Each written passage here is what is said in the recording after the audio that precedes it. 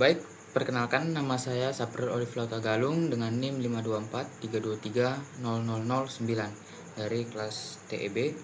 Dan pada video kali ini saya akan menjelaskan tentang proyek UAS, yaitu analisis suara menggunakan metode DFT atau District Fourier Transform menggunakan MATLAB. Nah, pertama di sini saya akan menjelaskan apa-apa saja kode yang digunakan. Nah, yang pertama ialah ini merupakan kode untuk merekam suara kita. Nah, di sini ada audio recorder dan akan disimpan menggunakan file WAV di sini. Nah, dari sini dan file WAV tersebut akan memutar suara kita seperti suara rekaman kita. Nah, selanjutnya di sini ialah kode untuk menampilkan grafik dari hasil suara kita. Di sini kita menggunakan DFT ya, dan menggunakan frekuensi 500, 1000, 1500 dan 2000. Nanti kita akan ubah di bagian sini. Nah, baik, pertama kita ubah dulu menjadi 500 sebagai langkah awalnya. Lalu kita masuk ke kode untuk merekam suaranya. Nah, di sini saya akan merekam suara saya. Halo, nama saya adalah Sapril Olivia Tagalung. Nah, ini sudah terekam, sudah ada 5 detik batas rekamannya. Lalu kita akan memutarnya di file WAV tersebut. Kita runkan saja. Halo, nama saya adalah Sapril Olivia Tagalung. Nah, begitulah kira-kira hasil rekamannya. Lalu kita akan menampilkan grafik suara tersebut, sinyal suaranya. Di sini kita menggunakan frekuensi 500 terlebih dahulu. Nah, dapat dilihat pada spektrum frekuensinya di sini dari rentang 0 hingga 500 seperti yang kita bikin tadi, dengan frekuensi paling tinggi di sekitar 500 lebih, 500 Hz lebih. Lalu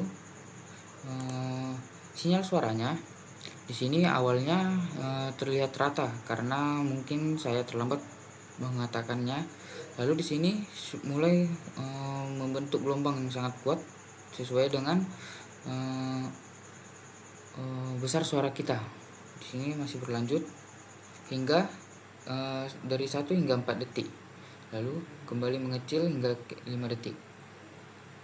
Nah, apa yang terjadi jika kita mengubah frekuensinya menjadi 1000?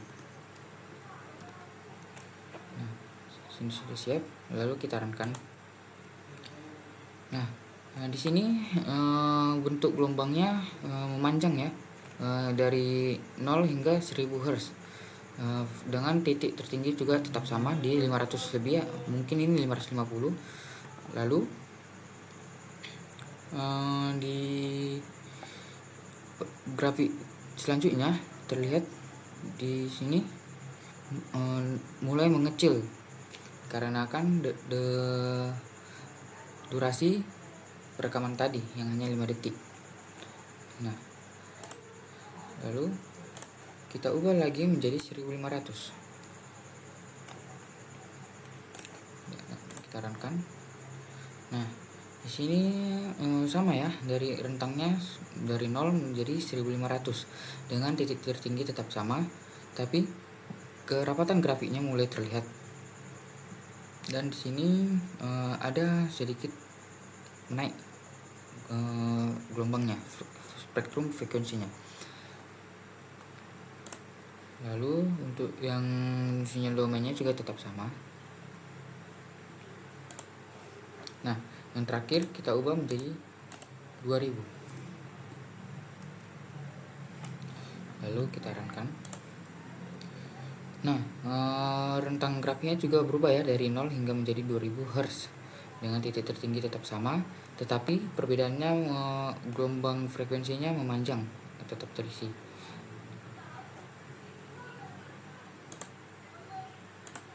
Baik, karena frekuensi yang tertinggi tadi ya mungkin sekitar 500-an, kita kembalikan menjadi 550. Kita coba jadi 550. Lalu kita runkan. Nah, di sini mulai mendekati ya sinyal spektrum frekuensinya dari 0 hingga 550 Hz. Nah, jadi penjelasannya ialah perbedaan antara domain waktu dan domain frekuensi. Domain waktu menunjukkan bentuk sinyal terhadap waktu, sedangkan domain frekuensi menunjukkan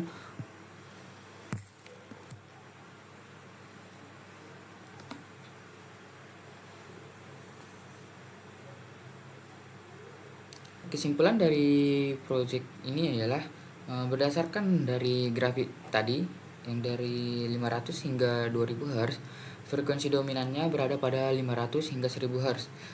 Frekuensi ini merupakan bagian dari utama suara manusia, terutama pada komponen vokal.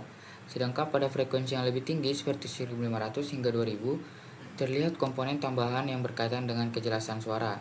Nampak seperti tadi yang dia semakin memanjang frekuensinya. Lalu perbandingan dengan domain waktu dan domain frekuensinya ialah perbedaan antara domain waktu dan domain frekuensinya, yaitu domain waktu menunjukkan bentuk sinyal terhadap waktu, sedangkan domain frekuensi menunjukkan kandungan frekuensi pada sinyal tersebut atau pada suara tersebut. Nah, panjang sinyal juga mempengaruhi hasil DFT.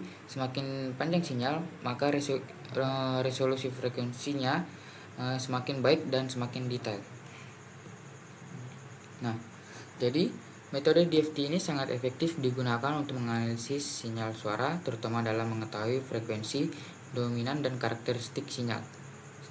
Sekian dari penjelasan saya. Apabila ada kata yang salah, mohon dimaafkan. Saya ucapkan terima kasih.